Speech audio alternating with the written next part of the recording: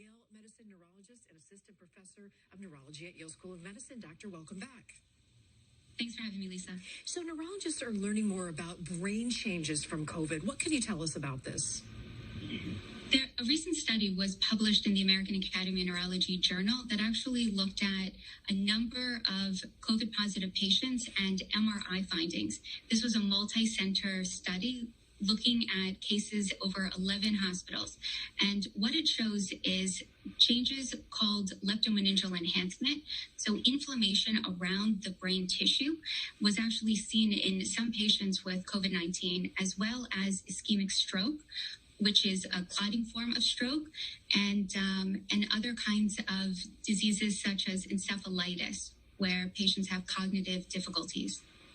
Is memory loss another side effect of COVID, and what can people do to keep their memory sharp during these stressful times?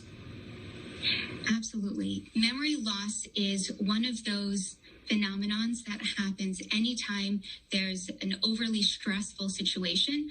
An infection can do that. The holiday season actually can do that. A lot of my patients come in to see me around the holidays because of increased stress, mostly from in-laws that are visiting from out of town. And overall, long-term, the more cognitive reserve that we have, so the more physical activity that we do for our brain. So learning, reading, Sudoku puzzles, games like Luminosity actually help maintain that cognitive function and that cognitive reserve. So just staying active in the brain. Does that help them with their stress levels too? It can, absolutely.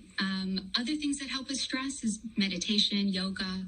I highly recommend that as well. All right. And Doctor, you mentioned the holiday season. We are very close to it. We've already had Halloween. What are your thoughts, your messaging to the public as we approach the holidays, the big ones? One of my big concerns is as the weather gets colder and as more things happen indoors, we're already seeing a spike, but people are, as they say, pandemicked out or suffering from COVID fatigue.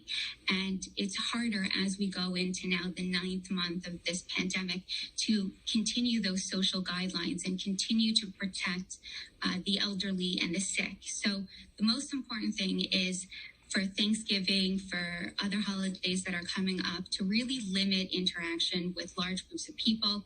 I know everyone wants to see their family, but unfortunately, we're still in this pandemic. We need to get through this together. And a Zoom turkey day is a lot safer than having 20 people sitting closely together at a dinner table.